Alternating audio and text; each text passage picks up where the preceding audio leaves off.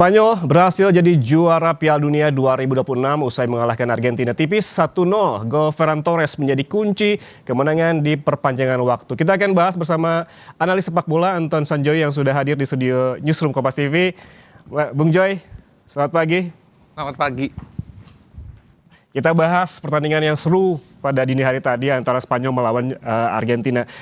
Kalau melihat ini kita breakdown dari paruh ke paruh begitu. Dari paruh pertama ini tampaknya dari peluit dibunyikan begitu.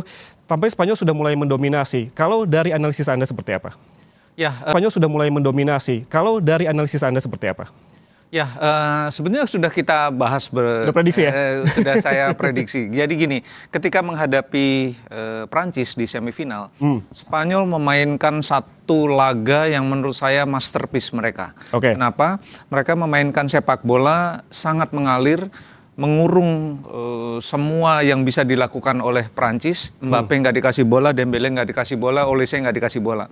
Kemarin kita bahas. Dugaan saya mereka akan bermain dengan pola yang sama. Siapa yang nggak akan dikasih bola? Leo Messi.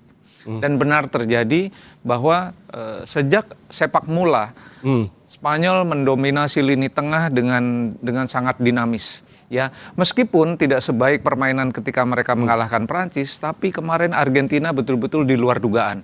Mereka sangat bertahan, hanya mengandalkan serangan balik. Ya, serangan balik. Serangan balik. Ya, serangan balik lewat Leo Messi atau siapapun yang bisa, Julian Alvarez, siapapun yang bisa berlari cepat. Tapi it's not working, nggak berjalan rencana itu. Mereka terkurung, bahkan menurut saya ini Argentina terburuk mungkin dalam 4 tahun terakhir penampilan Argentina. Bukan cuma di final ya, tapi di seluruh pertandingan mereka. Dan Spanyol kalau kita tahu 37 pertandingan sebelum final kemarin mereka nggak pernah kalah dengan permainan model permainan seperti ini. Jadi kemarin kita sempat membahas bahwa ini ada ketemu juara Eropa dan juara Amerika Latin. Ketemu ideal dong harusnya. Lalu kita punya standar, punya benchmark Piala Dunia 2022 final paling epic antara Argentina dan Prancis. Mudah-mudahan dekat tuh. Kita kemarin sempat bahas gitu. Ternyata jauh. Lebih karena permainan Spanyol sebetulnya B aja, dalam arti tidak form terbaik mereka. Tapi Argentina jauh substandard. Jauh di bawah standar mereka. Sehingga yang kita lihat adalah selama 120 menit permainan Argentina nyaris tidak ada shot on target. Ya, mereka baru bangkit setelah kebobolan di menit 106.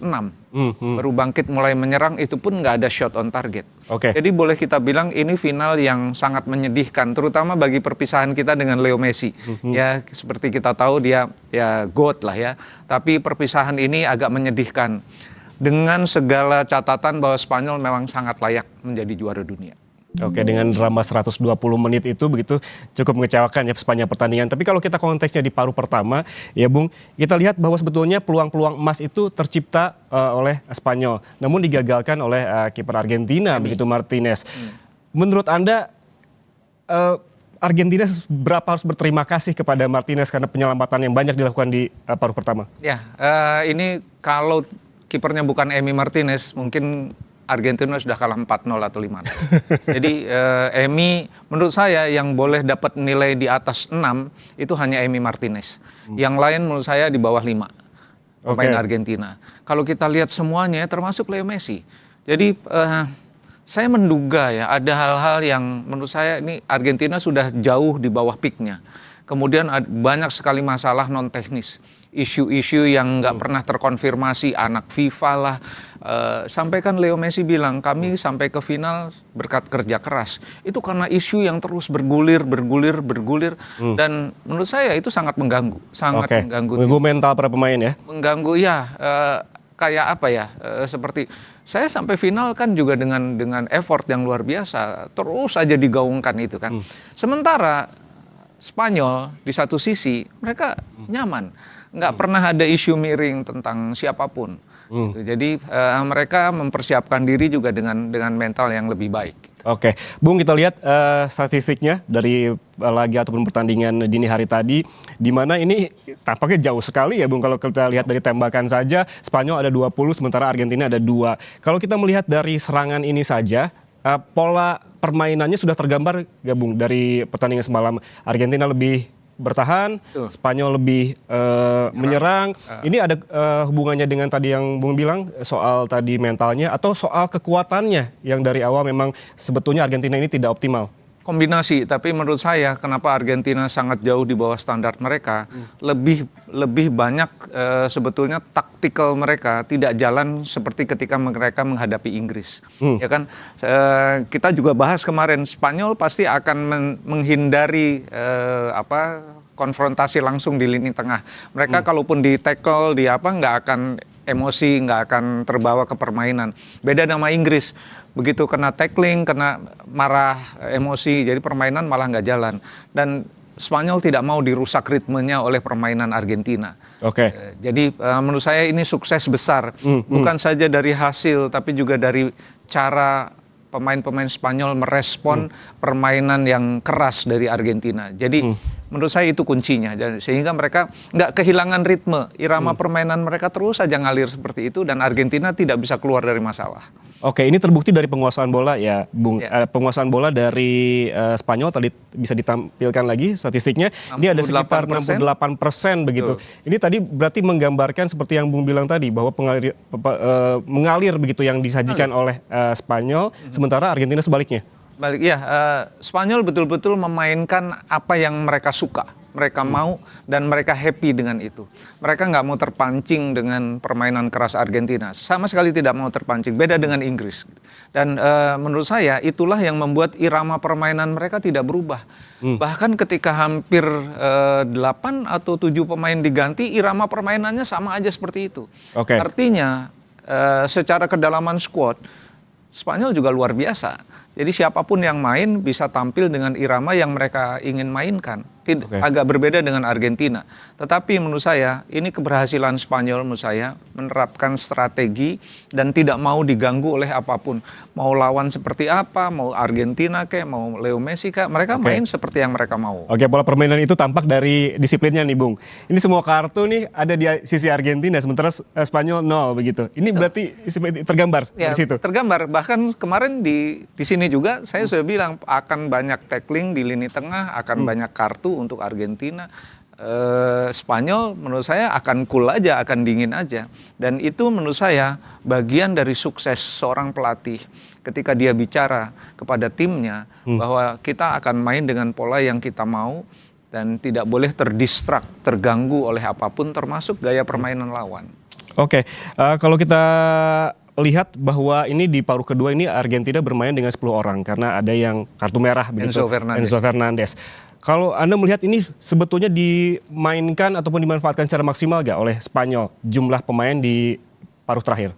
Ya, sebetulnya mereka kan agak kesulitan juga awal ya, sampai dengan menit ke 106 itu kan mereka sulit untuk menembus pertahanan atau membuat gol lah. Kalau peluang dan shot mereka banyak. Tapi bikin gol belum bisa. Jadi akhirnya mereka bisa bikin 1 gol yang menurut saya layak sekali itu gol. Karena memang setelah digempur habis-habisan pada akhirnya Ferran Torres bisa bikin gol juga. Termasuk juga sebetulnya itu gaya permainan Argentina yang lebih bertahan lagi setelah Enzo Fernandez di kartu merah. Jadi kalau Anda tanya apakah Spanyol cukup efektif? Tidak terlalu efektif, tapi efisien dengan 1 gol sudah juara. Kita juga melihat ada beberapa drama-drama nih, Bung, di permainan bahkan di paruh kedua begitu yang kian memanas. Ada juga ini sebetulnya Torres masih ada kesempatan untuk membobol gawang ke Argentina beberapa menit kemudian setelah yang pertama, namun dianulir. Kalau bisa dielaborasi itu seperti apa, Bung?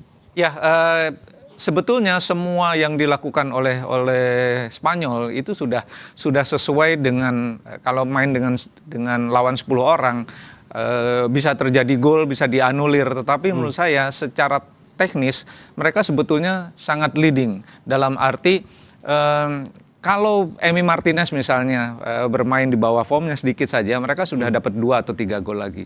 Jadi kalau kita bicara Spanyol secara keseluruhan, hampir saja sih mereka itu disamakan kedudukannya. Kalau tidak salah menit ke 119 oleh pemain Argentina, Simeone. di kotak penalti. Tapi ya itu tidak menjadi gol. Kalau itu menjadi gol, menurut saya akan berbalik.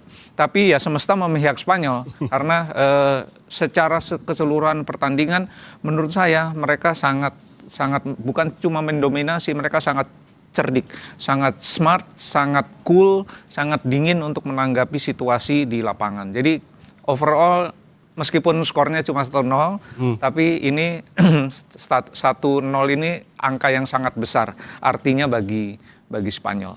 Oke, kalau kita melihat sepanjang permainan, bahkan di paruh kedua begitu, Messi itu sudah sangat berusaha begitu untuk mengatur permainan, namun tidak kunjung menciptakan peluang. Betul. Menurut Anda mengapa demikian? Ya karena menurut saya satu kelebihan Spanyol adalah pertahanan mereka yang luar biasa solid. Dan tidak terkonsentrasi pada satu orang saja? Tidak berkonsentrasi hanya pada Messi, tapi ketika Messi mau passing, siapa yang mau dipassing mereka tahu. Dan apa yang dilakukan Kubarsi misalnya, apa yang dilakukan oleh Cucurella, itu adalah tipikal back-back yang memang mereka nggak mau kehilangan satu jengkal pun wilayahnya.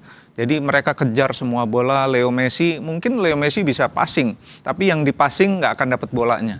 Itu yang Pedro Porro semua lakukan itu. Aymeric Laporte semua melakukan hal yang sama. Jadi pertahanan, Anda bayangkan selama kejuaraan baru kebobolan 1 gol sampai dengan final. Jadi nggak ada mungkin tim di dunia ini dalam sejarah Piala Dunia sepanjang turnamen sampai jadi juara hanya kebobolan 1 gol. Nggak ada. Jadi rasanya ya memang mereka bukan saja layak ya, mereka sangat layak untuk dapat gelar juara. Oke, kalau kita melihat bahwa memang betul Ferran Torres yang membuat gol, menciptakan gol. Kalau kita bisa recap ini, Bung, sebetulnya kalau dari versi Anda, siapa sih bintangnya di laga dini hari tadi? Kalau saya sih pemain-pemain yang ada di belakang, terutama kalau kita bicara Pau Cubarsí, lalu kita bicara Aymeric Laporte, kemudian kita bicara Rodri. Menurut saya mereka juga layak untuk mendapatkan bintang. Tapi yang bikin gol menurut saya ya tetap aja, apalagi gol kemenangan seperti tahun 2010 kan Andres Iniesta yang bikin gol, ya dia yang jadi bintang. Ini Ferran Torres juga menurut saya layak lah karena semua nggak bisa bikin gol kecuali dia. Jadi ya oke lah dia jadi, kalau dia jadi man of the match oke.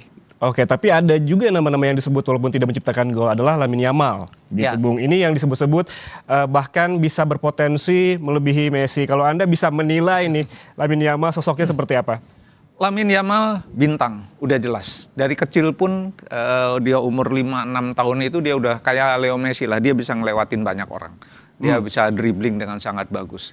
2024 jasanya untuk Spanyol ketika merebut juara Eropa juga besar bersama Nico Williams.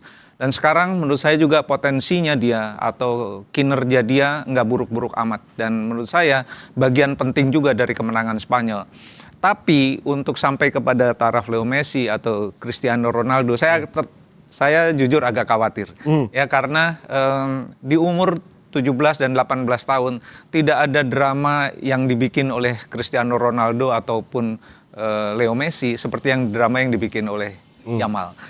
Drama dalam arti jadi sorotan media, banyak pesta dengan kehidupan yang sangat glamor, terekspos oleh media. Nggak terjadi pada Messi, tidak terjadi pada Cristiano Ronaldo. Jadi kalau Anda tanya apakah dia mampu untuk sama dengan Messi atau Cristiano Ronaldo, saya khawatir tidak, kecuali dia betul-betul dijaga oleh pelatihnya sekarang di Barcelona atau pelatih di tim nasional. Kalau dia tidak dijaga secara benar, menurut saya dia sulit untuk mendekati level Messi. Kalau dari sisi keterampilan individu, sangat mungkin. Oke. 2 jempol malah saya. Tapi secara manner, ya menurut saya agak jauh dari Messi ataupun dari Cristiano Ronaldo. Oke, dan ada yang menyebut bahwa Yamal ini berpotensi masuk bursa Ballon d'Or. Anda sepakat?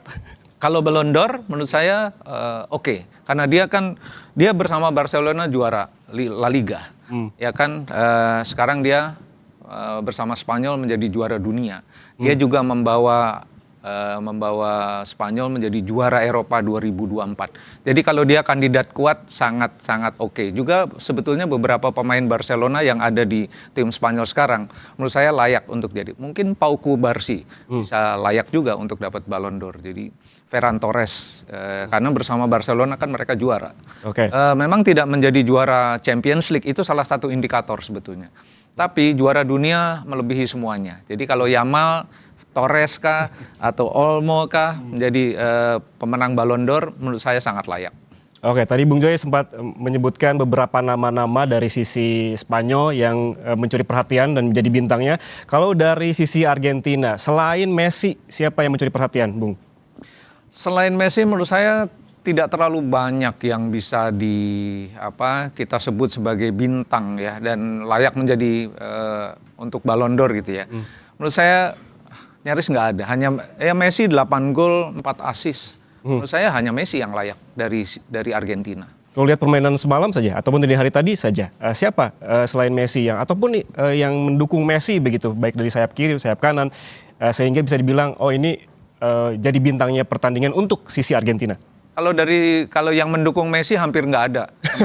Jadi kalau saya milih Emiliano Martinez, dia kalau nggak ada Emi Martinez itu udah bobol dari menit ke-30.